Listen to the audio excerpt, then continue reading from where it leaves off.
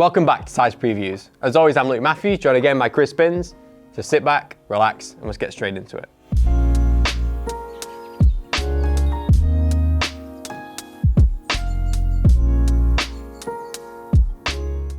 So we ended the year with some pretty big projects from Adidas, didn't we? So we thought, let's continue momentum with a banger. First up is our version of Zero. Now, obviously, we've seen Gary bring this through early in the year. It got a massive kind of reaction to it. Now, what we wanted to reference with this one is the original Zero. So Gary referenced it from a shape side, but we wanted to reference it from a colourway side, and I'm really happy with this. And I mean, one of the changes we've done from the one that come early in the year is that the stripes and the heel tab are in a different kind of leather. And that's just a choice that we made, and we think it kind of works on the shoe really well. It was an opportunity we couldn't resist, to be honest. And like we've said a few times before, some tooling just aren't available, so we physically can't bring back the actual Zurro. But when the shoe came and the silhouette and the shape was so right, we thought the reference was just there to be done. So we started this project last year in terms of really going into Puma's archive and getting those terrace silhouettes back and just working with them. Yes, I mean, these are two new colours on a shoe from their archive called Mallorca.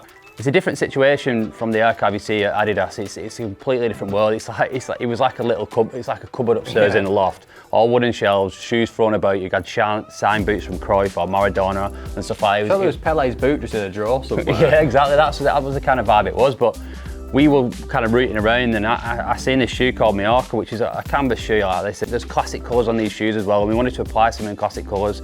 This is referencing a shoe called Arizona, which you may or may not see at some point in the future. Anymore. But that's referencing a Cruyff colourway from the 70s. One thing I'd like to know, and let us know in the comments on this one, in terms of Puma terrace silhouettes, what would you like to see come back? Because we've got loads of snaps from the archive. We've got a long list ourselves, but I'd love to know what you guys think.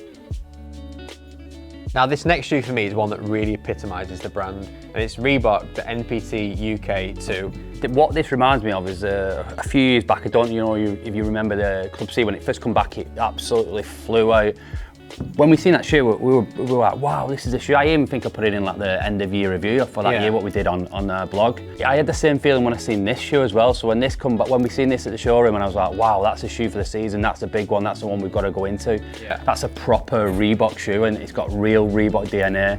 Obviously, last year we explored this whole piece around classics by size, our version of classic Reebok shoes interpreted for us. We took a similar approach to what we did last year with this year's classics by size, but took it a different route, kept it, because the OG was beautiful in that chalk leather upper.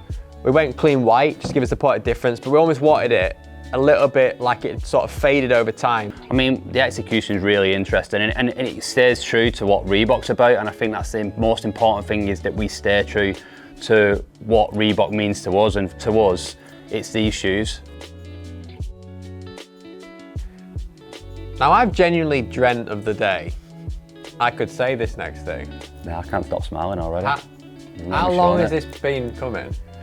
A long time.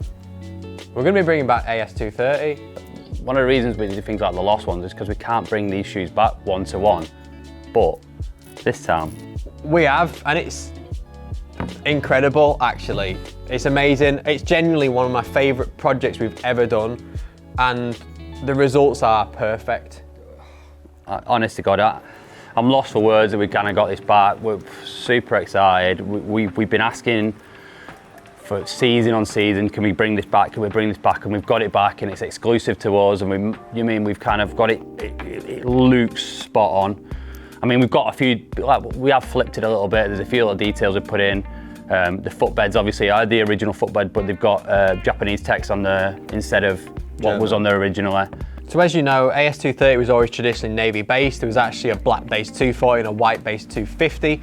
We started with 230, I think it's the one we reference all the time. It's quite a bold move, bringing back two navy shoes, but that's staying true to what that silhouette was. Exactly, and that was important to us from the start, is that we really honour this as what it is, especially in the first drop. We wanted to make sure we bring back them OGs and bring them back really strong, get it perfect, get it looking like the originals, like a full one-to-one thing. Yeah, and I think even small details you'll see, the small faint contrasting stitch is what you see in a lot of the archive pairs how they age over the years.